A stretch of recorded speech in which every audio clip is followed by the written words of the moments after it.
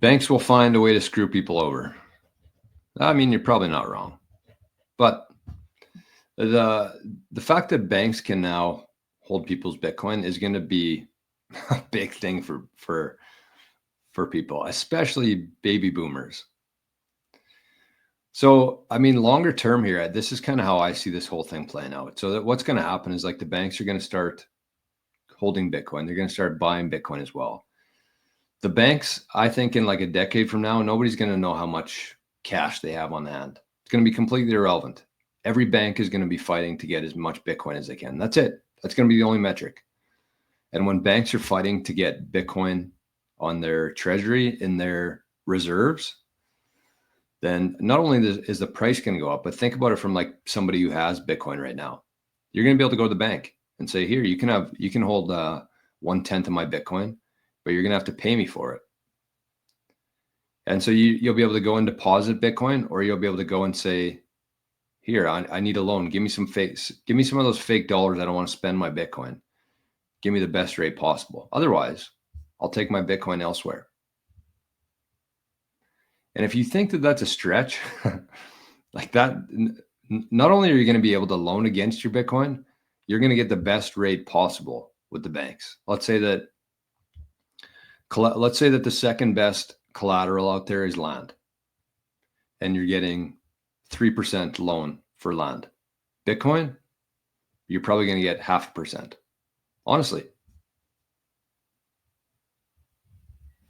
So, I mean, they might screw people over. Banks have always screwed people over. I mean, the big ones anyways, like the fact that I think JP Morgan made $500 billion in 2021 after the pandemic just on bank overdraft fees.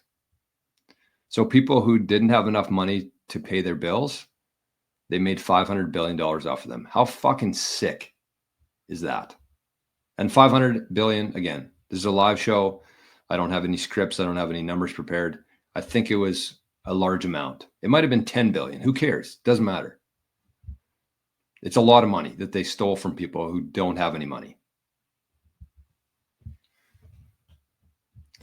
Very important for banks to show proof of reserve, 100%. That's why I like River. They show proof of reserves. And the people who if you want to compete in the Bitcoin space, you're going to have to show proof of reserves. And that was one of my that was one of my cons from MicroStrategy yesterday. Yeah, Saylor comes out with a tweet every week and says, well, we got 400,000 Bitcoin this week, folks. But it's like, do you? Do you? And then people the MicroStrategy, and I'm a shareholder myself. I have a big portion of my net worth is in MicroStrategy. But it's like the people who defend MicroStrategy, like, well, that would be a weakness for him. That would give away his plans. That would give away his privacy. I'm like, no.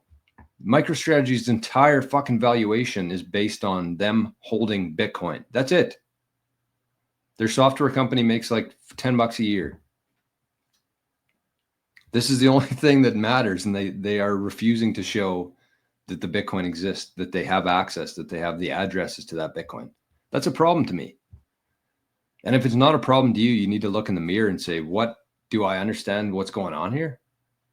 What am I doing here in Bitcoin? If I'm just going to trust somebody out there who has a big following and is on MSNBC all the time that he has Bitcoin, I don't know. And don't get me wrong, I'm not doubting the fact that they do. That's what I want. That's the point that I want to make. They are a public company. They are audited. They do provide quarterly updates with audited financial statements. But still, the whole point of Bitcoin is that you don't have to trust anybody and somebody's like, well, they get audited. And I said, who's auditing the auditors though? Bitcoin doesn't need auditors. That's the entire point of it. So I do think that we need to normalize proof of reserves. And when we do normalize proof of reserves, that's when we're going to see the true price of Bitcoin. Because that's when people are going to realize how scarce this asset really is.